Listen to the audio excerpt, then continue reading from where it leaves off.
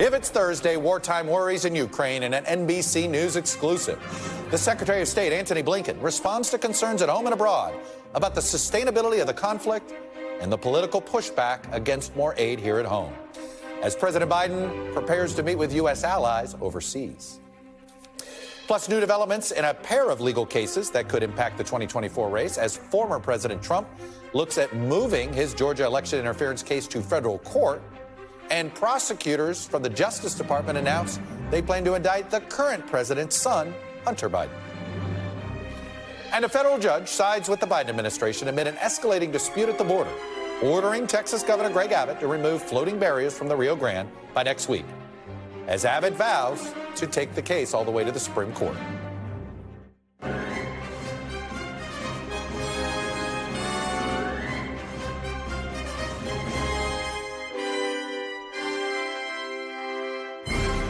Happy Thursday. Welcome to Meet the Press Now. I'm Chuck Todd reporting from Washington.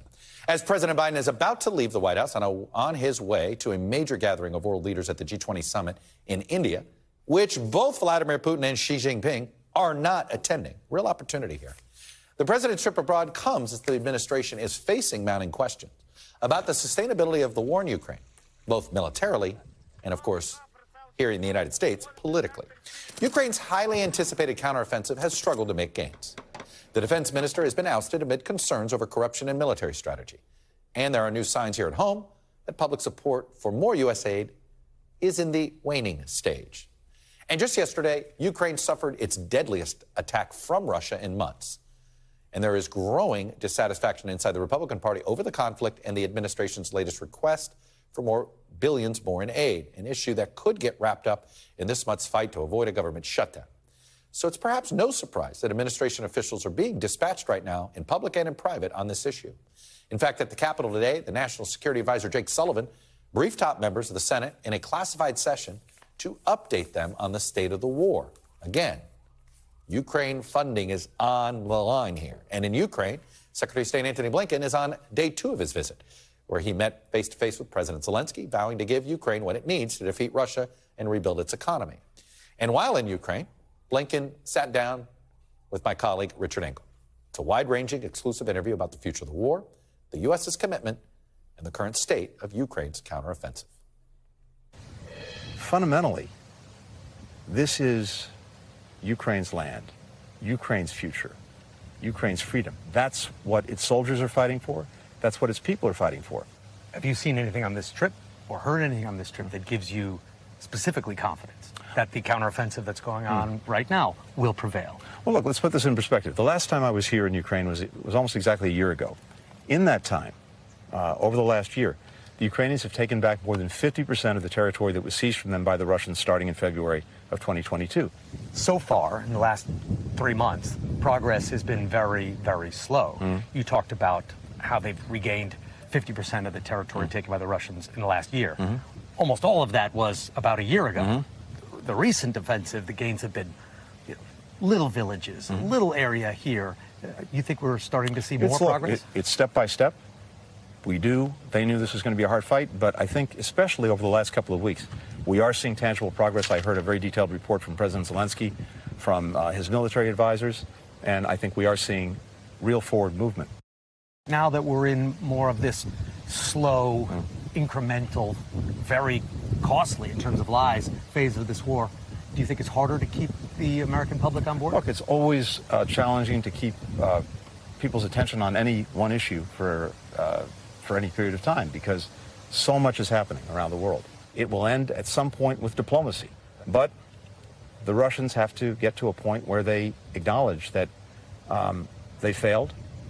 They are not going to succeed. They've already failed at what they were trying to do, which is to erase Ukraine from the map, to end its identity as an independent country, to subsume it into Russia. That's failed. So would you say that it's up to Russia right now to come to the table? What about Russia, Ukraine? Do you think Ukraine needs to make some concessions as well? There's no one to go to the table with in the case of Ukraine because Putin right now shows no evidence that he's interested in meaningful diplomacy. Joining me now from Kyiv is Richard Engel, who just conducted that interview with the Secretary of State. I say just conducted. It's obviously nightfall, so it was a few hours ago. But Richard, let me start with this question. Was his visit with Zelensky and this trip, how much of this was a little tough love? I don't think it was that much tough love. I think it was more of getting aligned before the UNGA summit in New York, which is coming up quite soon, getting aligned before the G20.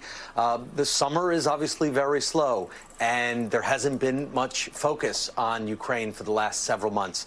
But I can tell you right now, there's a lot of enthusiasm. Yeah. You can just feel it. There are a lot of journalists here. There are a lot of military advisors here, former generals, some of them American, buzzing around this city.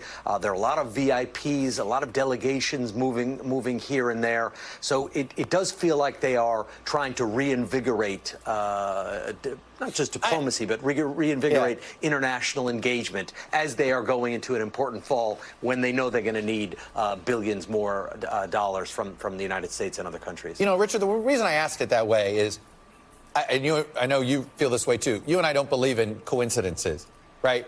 And here Blinken's trip comes, and the day before, he essentially, Zelensky ousts this defense chief. How much was this our discovery of corruption that forced their hand? So to answer your question earlier, how much of this was tough love? I don't get the impression. I wasn't in the private meeting between Zelensky and the secretary, but I don't get the impression that this was the Secretary Blinken coming here with a message saying, hey, guys, it's not going so well. You need to consider negotiations. You may have to give up territory. I don't think that was what this was, nor do I think they were holding them over the coals about corruption.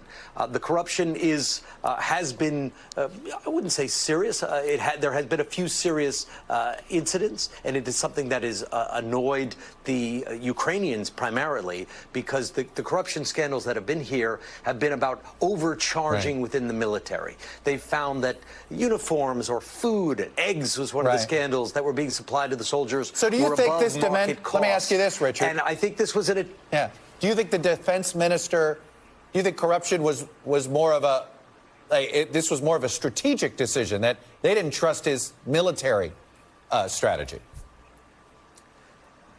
I think it has to do, one, with military strategy, and two, with corruption. Because going back to what I was saying, if this is all about getting your house in order, making sure that there's no way that you can pick apart the strategy, making sure that you look as impeccable as possible as you are now going to look for a new round of funding in the fall and are trying to get more international support as you're going through this delicate phase of the counteroffensive. If there's any hint that there's corruption, that the money being spent here is suddenly being used to line officials' pockets, that it would be that much more difficult for President Biden to go to Congress, or for any member of his administration to go to Congress and ask for billions more. So I think it was not so much tough love, but I think it was, hey, we've got to be on the same page. We have to make sure that we do have the best case possible, and in order to keep this going for Ukraine, because Ukrainians don't want the rug to be pulled out from under them. I think when I'm speaking, and I've spoken with Zelensky numerous times, I've spoken with many officials here over the past year and a half, the consistent worry is that the United States, more concerned even about European countries, that they're going to give up on them. They're going to say, you're not getting anywhere. This offensive isn't making any progress. It's too hard. Oh, there's corruption scandals. Let's just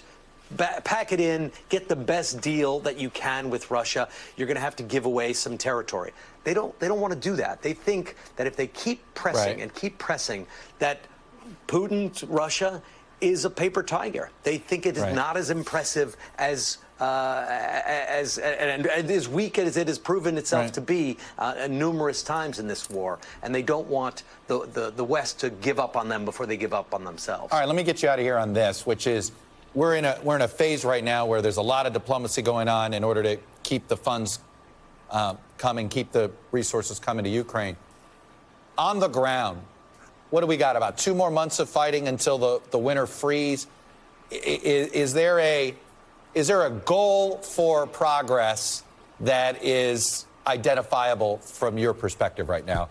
before the winter sort of pause? You know, yeah, it's funny because I've been covering this war since it began, and I expected more of a stoppage during the winter, but it's not really sort of Napoleon's march on Moscow. Right. They keep fighting during the winter. They keep fighting when it's wet. It slows down to a degree. It's less pleasant. Not that it's very pleasant at all, but it's really quite miserable in the freezing cold and in the freezing mud. But it keeps going on. And what they're up against right now is a 600-mile long front line. That is longer, by the way, than U.S. troops had to fight from Kuwait to Baghdad. It is all militarized, and it is wide. It is not just a 600-mile long front line. It is protected with millions of landmines. There are 3 layers of trenches, and there are fortified, dug-in Russian positions there. So that's what they're trying to push through in the snow, in the rain, and now in the beautiful late summer weather. Richard Engel in Kyiv right now. Richard, thank you. And as Richard pointed out, Kyiv is buzzing. There are a lot of visitors. There are a lot of pretty important people. There are a lot of military advisors. And I'm joined by somebody who's a familiar face to some here, who's also in Ukraine, by Kurt Volker. He served, of course, as the special representative for Ukraine negotiations from 2017 until 2019. He's also a former U.S. ambassador to NATO. Ambassador Volker, it's good to see you. Appreciate you coming on. I know you didn't get to hear everything that Richard did with Secretary Blinken today and with what he was describing, but I'm curious because maybe you can. He said there's a real buzz in Kyiv today and this week, and it looks like we might have lost you there for a second. Hopefully he can still hear me. Well, okay. Well, why don't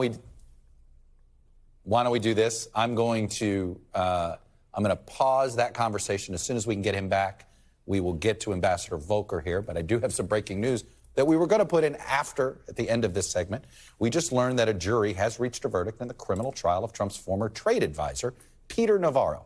Navarro was charged with 2 counts of criminal contempt of Congress after refusing to comply with a subpoena from the House January 6 committee during their investigation in the efforts to overturn the 2020 election results. Gary Grumbach is the reporter that we have outside the district court with more. And Gary, you know, this is something people may have to go, wait a minute, I know I can't keep all my Trump-related trials in order here. This goes all the way back to the Liz Cheney committee and his refusal to participate there. Tell us more. Yeah, this has nothing to do with the special counsel's case. In fact, we do have the verdict now. Peter Navarro, the former Trump trade advisor in the Trump White House, has been found guilty of both counts of contempt of Congress, 1 for the documents and 1 for the deposition, both that he did not provide or show up for. And this was a very short trial. This started yesterday with opening statements. The jury selection was on Tuesday. The closing arguments were this morning. They deliberated for 4 hours, and they have come to a unanimous verdict. This was a jury of 12 people, 9 men, 5 women, a jury of Peter Navarro's peers here in Washington, D.C. And this is the 3rd member of the Trump administration now to be convicted of something related to January 6th. We have Steve Bannon, who was convicted of these very same charges, and we have a State Department employee who is actually somebody who was at the Capitol on January 6th, one of the rioters on January 6th. Peter Navarro now makes number 3. We also have a sentencing date. It is going to be January 12th, 2024. But something, Chuck, that Peter Navarro's attorney told me yesterday was that they fully plan to appeal. He told me this yesterday before they even had a verdict. So that's very clear. It's going to get stuck up in appeals, just like Steve Bannon. So what is the potential punishment here? And I say this because there's no committee left for him to finally comply with. And ultimately, we're not getting the information into the public record, which is the real sin here. So are we talking, what, months in jail, max? What are we looking at here? So the maximum here is a year. Steve Bannon, who again was convicted of the same charges, was facing 4 months and a fine. I imagine it would be a similar situation, but again, Steve Bannon is not currently in jail. He is stuck up in appeals there on that situation. So I imagine the same thing will happen here with Peter Navarro. As you mentioned, there is no January 6th committee anymore. That has been dissolved. So the information that he had, whether it be about some of his conspiracy theories related to election fraud, related to the Green Bay sweep, he called it, which was a whole scheme he had with the fake electors. None of that really will come to light here, or doesn't have to come to light, because of this guilty verdict. Gary Grumbach from the district courthouse, which is becoming one of the more famous stand-up locations in Washington these days. Gary, nice work. Thank you. And that little bit of breaking news, we got that business in order there. And more importantly, I got Ambassador Volker back with us now. We had a bit of a power outage in Kyiv. It's in the middle of a war, folks, and it's remarkable at times how well Kyiv runs. Ambassador Volker, as I was saying, it was good to see you. Richard Engel, I know you didn't get a chance to hear it. He was telling me there's a lot of visiting dignitaries this week, that he feels like there's a real attempt here to almost reinvigorate the coalition, reinvigorate Kyiv. Do you get that sense? Is that part of the reason why you're there? Well, it's many things all at the same time. First off, it is the restart of the work year, the academic year. This is just after Labor Day, so people are coming through. I'm really delighted to see that Tony Blinken was here, because he's going to have some tough arguments to make on Capitol Hill about continuing to fund Ukraine's war, or Ukraine's defense against Russia's war in Ukraine. And I think having his personal engagement and expertise is really important to that. You have the annual Yalta European Strategy meeting. It's a major international conference that brings people here. And then for my part, I'm here for the annual board meeting of the American University Kyiv, which we founded a few years ago. We opened our doors during the conflict. We have over 350 students, and it's important that we have this American-Ukrainian co-investment in higher education. Well, let's talk about making the case for continued funding, because I imagine you may have already been helping. You may be asked by Tony Blinken and others to help. A lawmaker may say to you, Ambassador, look, I'm sympathetic. My constituents, they're not sure, but I only got one more vote in this left in me. All right, I'll go one more time. But is this going to go on for another 2 or 3 years? Can you answer that question any other way than probably? You can't dissemble. You got to be honest. We don't know how long this will take. Ukraine will win the war, because you can't take the Ukrainianness out of Ukrainians. They will be Ukraine. This is their country. They will fight for it. They will die for it.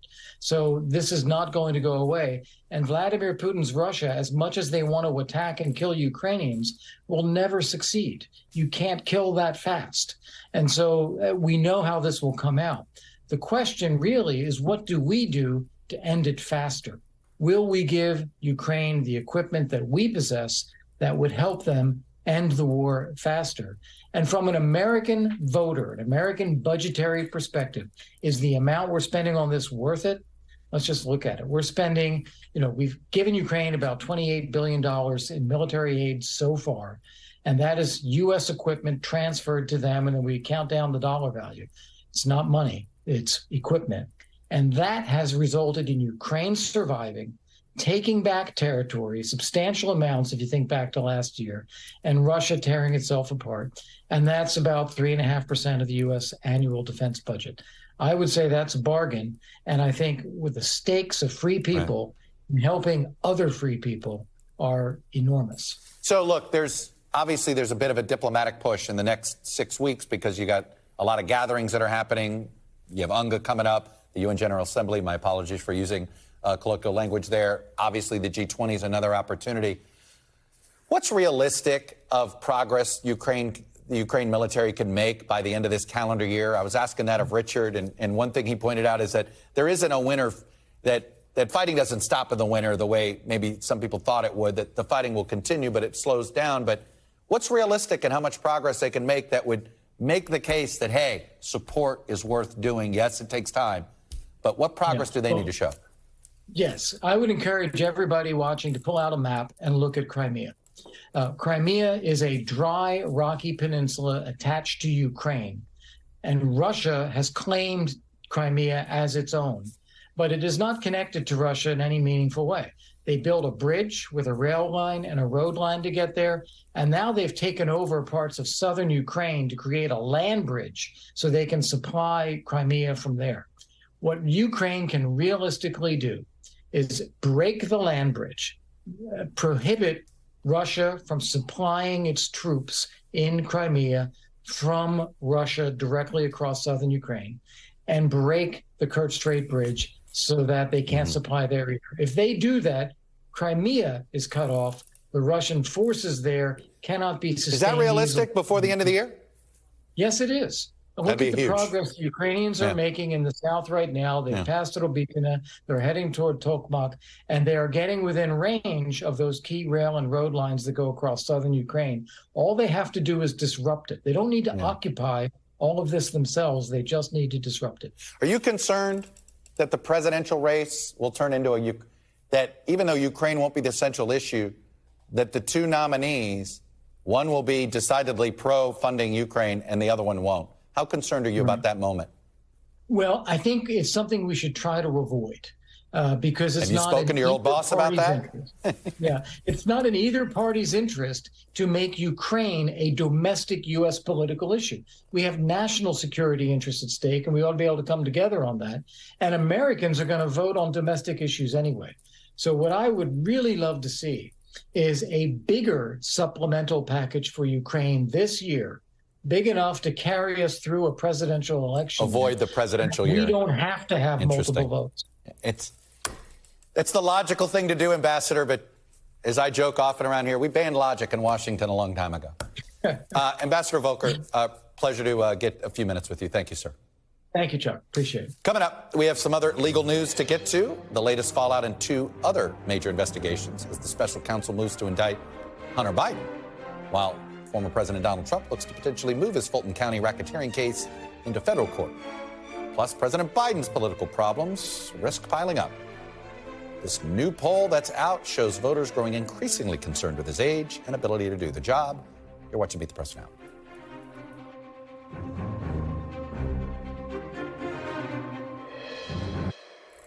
Welcome back. There have been a few legal developments that are tied to the former president, and you probably have some questions, and that's what this segment is about. So we just reported the news moments ago that his former trade advisor, Peter Navarro, has been found guilty of 2 criminal counts of contempt of Congress.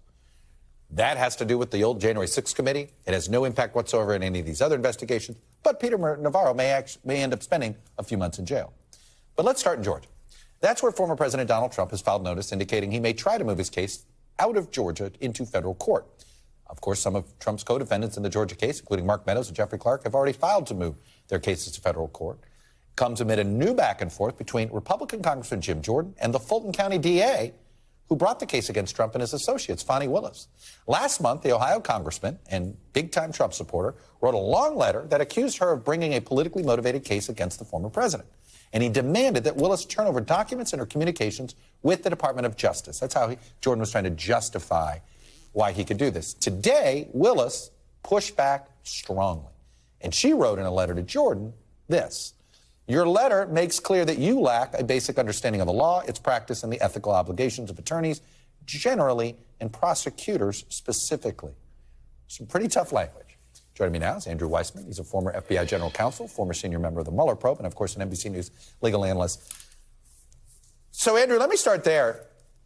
I'll be honest, there's a lot of times that I want to say certain things, and you don't press send, right? You might write it, you leave it in drafts. Fani Willis, would you have pressed send on that? It was strong. It was strong, but, she did have precedent for this, which is that Jim Jordan did the exact same thing with the Alvin Bragg Manhattan case. And that letter was also quite strong and listed a whole series of arguments with supporting case law for why he was overstepping his bounds. And if you really step back and think about it, they have every right to be angry and upset with the politicization of this process, because they are interfering, in their view, with an independent sovereign, Georgia and New York, in conducting criminal cases that normally Republicans are all about states' rights. So, you know, was the language exactly what you or I would have put there? Maybe not, but cutting to the substance, I think that the substance of that letter was very strong, and it really tracked the same arguments that Alvin Bragg made, which I thought were the right ones. I mean, Jordan, he could make a claim of oversight over the Justice Department. He can't, right? He could go to the Justice Department and try to find out if he thinks something was hairy with state. But he'd have to go that way. He can't do it through the states, right? The only sliver that he has would be congressional funding. Right. And if you note, both Alvin Bragg and Fani Willis addressed that and talked about how the funding was properly used. And it had nothing to do with whether this case was brought or not brought, and how it was brought. But they did address that, because that is one sliver of jurisdiction, but it's clearly not justifying what it is that Jim Jordan was looking for. It's possible that the letter was the point for Jim Jordan, that it was a fundraising vehicle, things like that. I mean, obviously, that's the only way, because it doesn't seem to pop back up. We didn't see it with Alvin Bragg. Let me move to another question. This has to do with the special counsel investigating Hunter Biden, where we got the notation that an indictment could come at a date certain at the end of the month in September. And I guess it feels like there's a missing or if, or something else. If a settlement is reached, like, is there something here? Like, why file that in the future? Why not, if you're going to indict, then indict yesterday? Well, I have to say, I think that the special counsel, the sitting U.S. attorney and his team really messed this up to a fare-thee well. The judge overseeing this asked extremely cogent and normal questions with respect to a proposed agreement that had all sorts of abnormalities, and the assigned prosecutor, when asked, admitted to the judge that there was no precedent, no legal precedent for the manner in which this was being constructed. That's not to deal with the sort of the substance. And so the court said, I'm sending it back to you. It is really a mess now with respect to the two types of charges. There's tax charges, and then there's this potential gun charge. But Hunter Biden's lawyers have a really good argument that the gun charge has been resolved, that there is a separate standalone agreement that the prosecutors made to defer that case. And so if there are charges that are brought by this special counsel, I think you're going to see Hunter Biden making a motion saying that's precluded by the agreement that we reached, and they're going to ask for specific performance of that agreement. I have to say, this is, it's not the Department of Justice's best and finest day in court, but to my mind, it's a sign that Merrick Garland really was not involved in this, because this is just not the caliber of work that comes out of the Attorney General's office. I guess my question is, by giving notice that an indictment could come, I guess the question I have is this also a message to Abbe Lowell going, hey, that last deal, the doors close on September 29th. Is that how we should interpret that? Could there be some deal on the table that we don't know about? So I do think this came up in the context of the currently assigned judge wanting to know more information. And so I think that's the reason you saw the prosecutors reporting. It is possible that, and we all thought that that this deal would get put back together. This is like Humpty Dumpty sort of piecing itself together again. That is possible. I also think it is possible that Hunter Biden is saying there's no deal right now, because that sort of forces the issue of the prosecutors needing to bring this in a different venue. This is a little in the weeds, but the Constitution requires that a case be brought only where the crimes occurred. In this case, it's D.C. or California. And the only reason that this was happening in the location it was happening is because Hunter Biden agreed. Well, Hunter Biden has now withdrawn that agreement. So we may see this refiled in a different district that may be a better venue for Hunter Biden, and then the deal may get put back together in that court, not in the current one. All right, I want to move to the attempts by now former President Trump, Mark Meadows. They're trying to move the Georgia case into federal court. What's the best argument Donald Trump's team can make to get his case moved into federal court, and what's the likelihood he wins? Well, so what's fascinating about the filing that he made is he said, I may be asking to go, which is like, you know what, if I were the judge, I would basically be like, you know what, not really interested in what you may do. Tell me when you've made a decision about whether you're moving or not moving. So it was just a bizarre thing to file. He would have to show that at least some part of the Georgia charges was based on not sort of campaign activity or personal activity, but some part related to his duties as the president. I think that is going to be a tough road to hoe. Meadows has a better shot than Trump does on that, doesn't he? I think Meadows does, but, you know, there is an out here because the judge asked that question, which is there, if I think there's some part that relates to his chief of staff responsibilities, what do I do? And one answer to that is that Georgia can simply say, we'll cut that out of the indictment. Yeah, that's what I thought. We will leave that aside and only go with the stuff that relates to what he was doing for the campaign. So that, you know, obviously we're all awaiting a decision on that. That change of venue would change the judge, it would change cameras in the courtroom, and it would change the potential jury pool. So those are the things that are sort of at issue here and why someone should care about where it gets tried. Andrew Weissman, I feel like the National Law Journal now. We have our daily update on trying to figure this out. Anyway, thank you, sir. Appreciate your expertise. Good to see you. You're welcome. Up next, President Biden's biggest political problems on display. The White House faces growing anxiety among voters and, yes, including Democrats, about his future in the White House. Those numbers and why they matter with the panel next.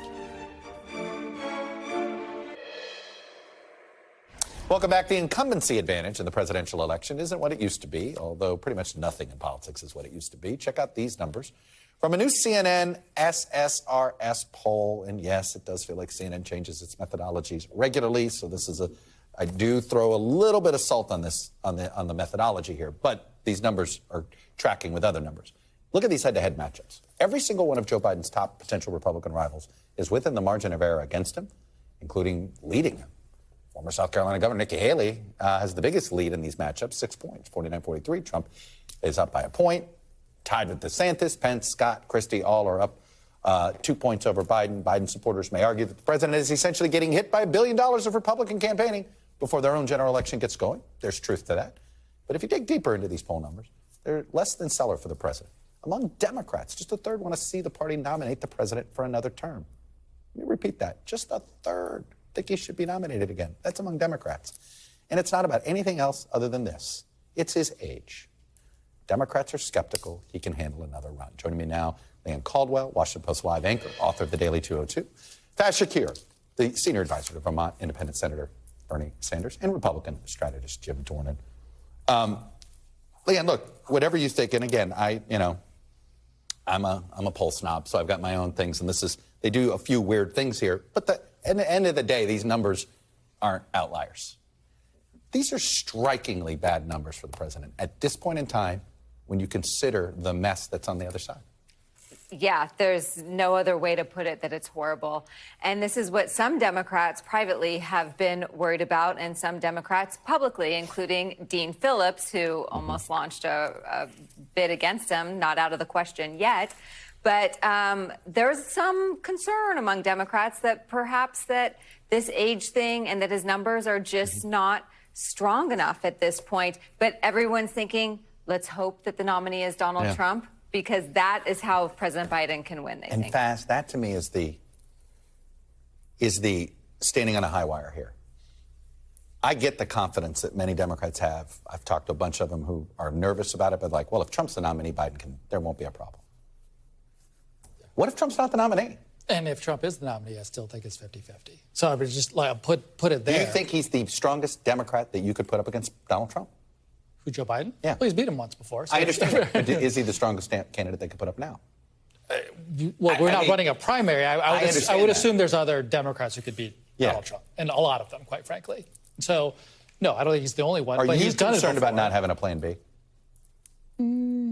Yeah, if we get to a stage where if he feels like he can't do, he's got to be honest with the public. But if he feels like he can, then he's got the right, and he's well positioned to do it. Is there one more rest stop on the calendar that you think? I mean, we're looking at Thanksgiving, Christmas. Is that the last rest stop? You know, first of all, my feelings on Biden was that he's never been the person within the Democratic Party ranks who's ever had the rah crowd behind him. So what are you shocked by? No, theorem number one here is that Biden is going to win based solely on himself. It's going to be a cause. That cause cannot just be Trump. And 3, they haven't yet identified what that cause is. You got to build it. You got to get people excited. We work through a task forces where we help build an agenda for him. He's got to think about what is the case for 2024. What is the second term agenda? Jim, I assume this poll, and weirdly, is bad news because you'd like to make the case Trump can't win. And this poll keeps showing that Trump can win. I know. I do think those numbers change if he is actually the nominee. I think the Democratic turnout goes through the ceiling when Trump is on the ballot. I think you throw in abortion, and it's a double whammy on Trump because he's responsible for both of them. So what do you see in these numbers? Do you see anybody else could beat him except Trump in your mind?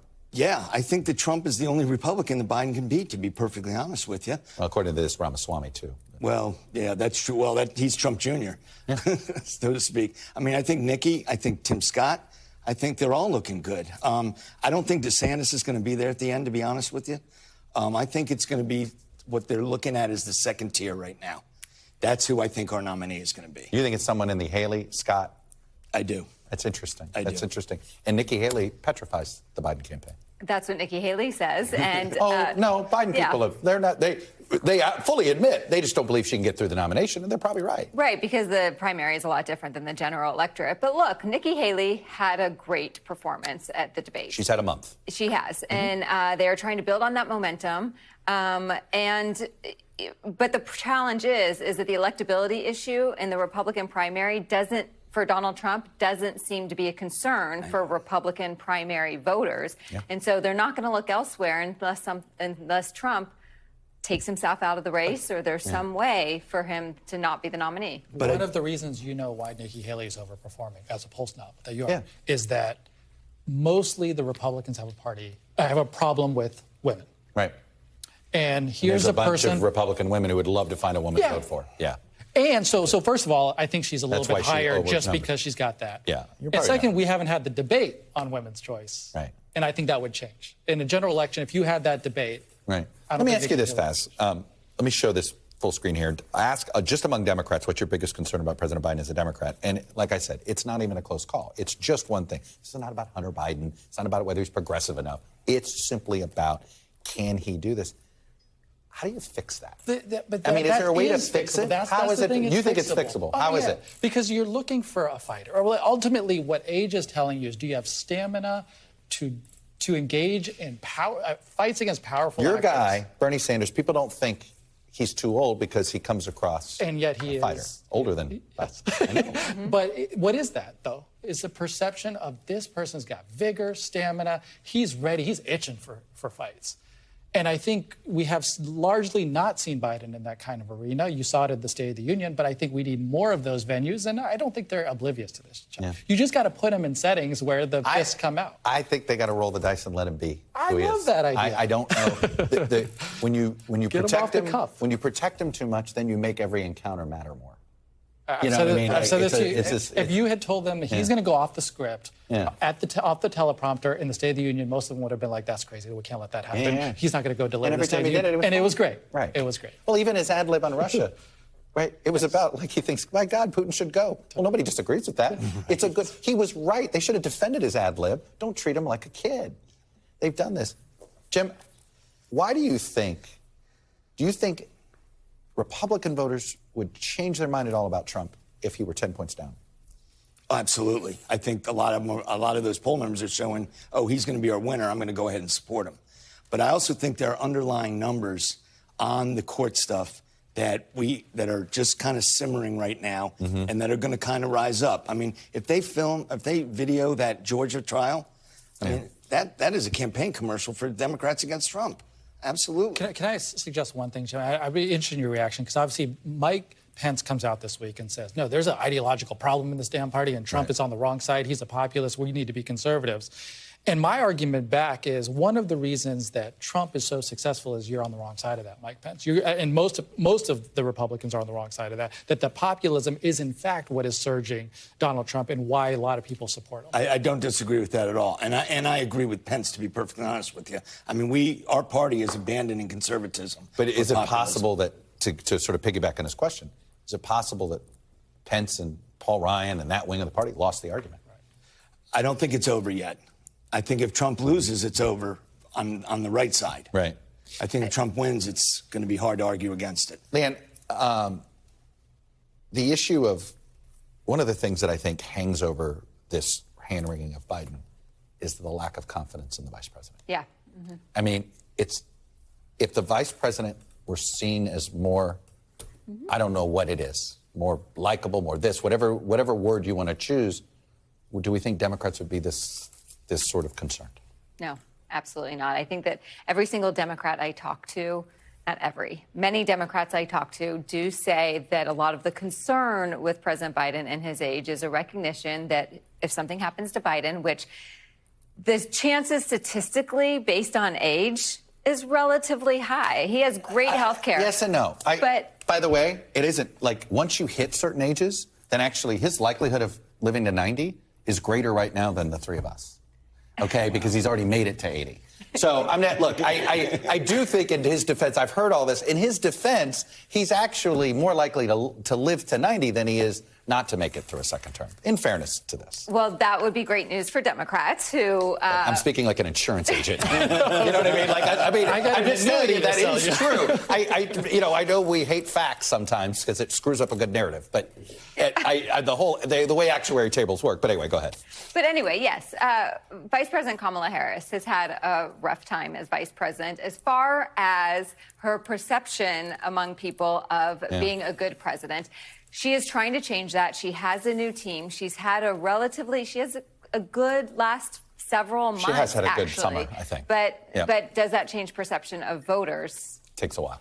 But also, do you think that Democrats tell me this, do you get kind of cringy when Biden starts talking and he's just at a speech and whether he's going to go off the deep end or something? What I have always felt about him is he talks like a normal person. And I think it's understated and undercounted and undervalued that most politicians have a kind of a speak. And when Joe Biden talks, basically everybody can understand him. And yeah, you might have he's a little weird, different. But I think it works for Joe Biden.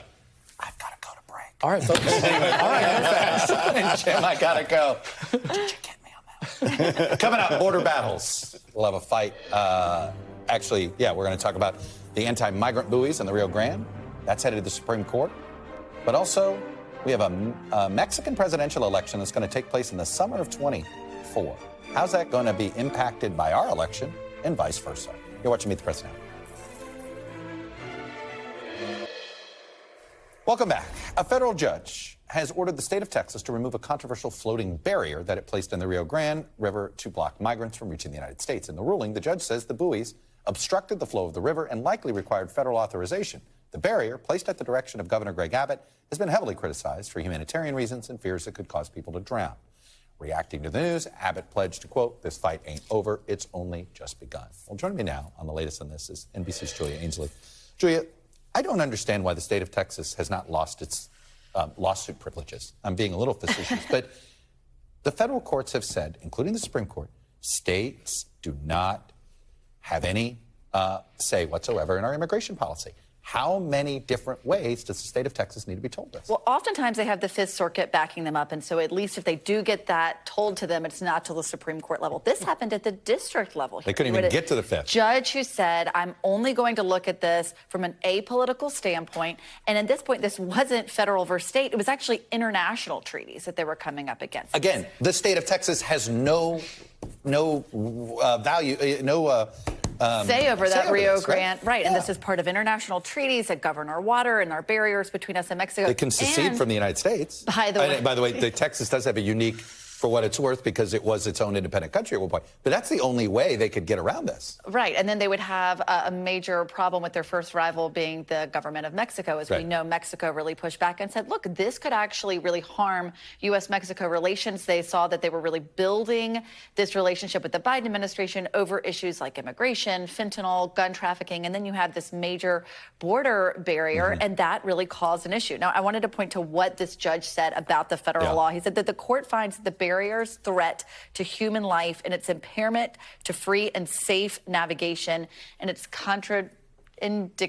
indication to the balance of priorities. Sorry about that one. But, some big words there. Yeah. But basically saying that this is in violation and it just totally outweighs Texas's authority here. It was so obvious, though. I don't mean, like, you don't have to be a lawyer, a state.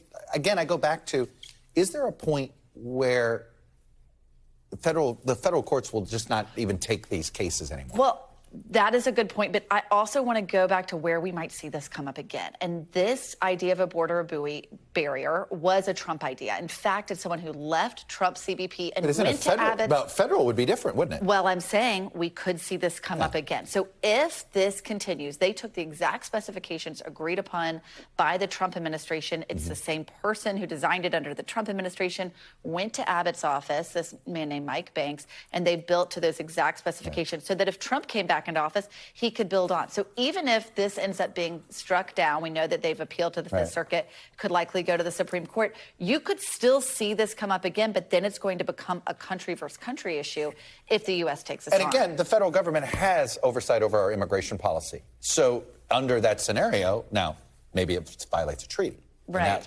So this could come up again, is what I'm trying to say. Yeah. In that case, it would have to be the government of Mexico to sue, right? Yeah, if we got to that point. But the idea here is that they have found that even if it's inhumane and violates all these treaties, it was effective as a deterrent. What it did is it forced all these migrants to take these incredibly dangerous paths through the river. We saw 2 deaths come as a result. And perhaps it's something we see in a future administration. Joey Ainsley, I could keep going, and I'm going to with my next guest. But thank you. Terrific you, reporting. Debate over the border and U.S.-Mexico policy is certain to be a point of contention in next year's general election. And I'm not just talking about our election. But still, already Republican presidential candidates have zeroed in on the issue in the primaries to hit the Biden administration on border security, with the issue of the cartels in Mexico taking center stage at last month's first Republican primary debate. We will partner with the Mexican military, and we will hunt down and destroy the cartels that are claiming lives in the United States. We cannot be successful going against the cartel unless we bring in Mexico as a partner. We have to use economic pressure to accomplish that. President Obrador has not been helpful. Would you support sending U.S. Special Forces over the border into Mexico to take out fentanyl labs, to take out drug cartel operations? Yes, and I will do it on day one. You have the cartels controlling a lot of part of your southern border. We have to reestablish the rule of law, and we have to defend our people. Well, joining me now is Mexico's former foreign minister and a friend of the show, Jorge Castañeda. Mr. Foreign Minister, good to see you. Thank you for coming on. Hi, Chuck. Good to see you. Let me start with, on day one, President DeSantis, if he launches that, is the Mexican government going to think there's a declaration of war against it? Well, maybe not that much, that far, Chuck, but certainly it would create a major crisis in relations between the two countries and cast a shadow on cooperation between the two countries in many areas, in all areas, not just on drugs. I think that there are some Republican candidates who are speaking reasonably about the need for perhaps for more cooperation between Mexico and the United States in fighting fentanyl. But DeSantis is really taking this to another level, and it would just bring an enormous amount of conflict and tension between the two countries. What is, let me ask you this. Look, AMLO is just not there on inviting the United States. He doesn't want to have this confrontational process with the cartels. Can you imagine the successor to AMLO having a different position on this? Well, there could be a different position. We're going to have a woman president next year in Mexico. That's now a fact. Yep. Because both of the main candidates are women. And it's not inconceivable that either one of them might want to cooperate perhaps more deeply with the United States. But if DeSantis or anyone else were to do what DeSantis said, any president of Mexico, man or woman, left or right, young or old, would have to immediately put all forms of cooperation on hold, be a clear violation of international law, a clear violation of the UN Charter. You can't do this sort of stuff. Let's talk about the impact that our presidential election is going to have on Mexico's presidential election. This takes place essentially. It's about 5 months before our election. How do you expect the U.S. to divide? What do you expect the division on relations with the U.S. to be between Claudia Sheinbaum, who is sort of the heir apparent to AMLO on that, and in some cases probably the front runner here, and I apologize, the new candidate from the coalition that I guess it's multiple parties there. Yeah, Xochitl Galvez. Thank you, well, Xochitl. I think the U.S. will not necessarily be a major campaign issue, but there are differences between the two candidates. Claudia Sheinbaum will obviously pursue López Obrador's policy towards the U.S., which a lot of people in the United States have liked. For example, that Mexico is doing the U.S.'s dirty work in keeping Central American and Caribbean and African migrants far away from the U.S. border and keeping them in Mexico, sometimes in abominable conditions. Xochitl Galvez would probably try to change that policy. On drugs, probably Xochitl would want to have more cooperation with the U.S. and be more aware of how important this fentanyl crisis has become for the United States, for American society, whereas Sheinbaum would, again, continue with López Obrador's policy of not being as cooperative as he might like. Where the big difference between the two is, and that's already been made public, Chuck, is that Xochitl does not want to be friends with dictatorships like Cuba, Nicaragua, and Venezuela, whereas Claudia will be in cahoots with them, very close friends with them, like López Obrador has been. What do you expect the U.S.-Mexican diaspora to do? Well, most of the time, at least until now, the U.S.-Mexican diaspora or the Mexican diaspora in the United States has not voted much in Mexico. It's allowed, it's legal, but turnout has always been very feeble.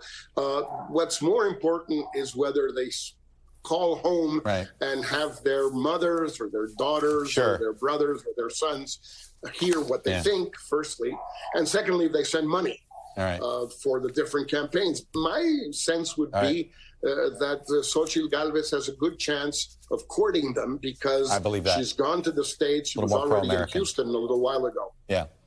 Jorge Castañeda could have done a lot more with you on this. Claudia Sheinbaum would be the first, not just woman president, but the first Jewish president of Mexico as well.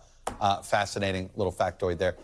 Jorge, terrific to see you. Thank you for your time. Thank you all for being with me this hour. I'll be back tomorrow one more time with Meet the Press Now. The news continues with Hallie Jackson right now. Thanks for watching our YouTube channel. Follow today's top stories and breaking news by downloading the NBC News app.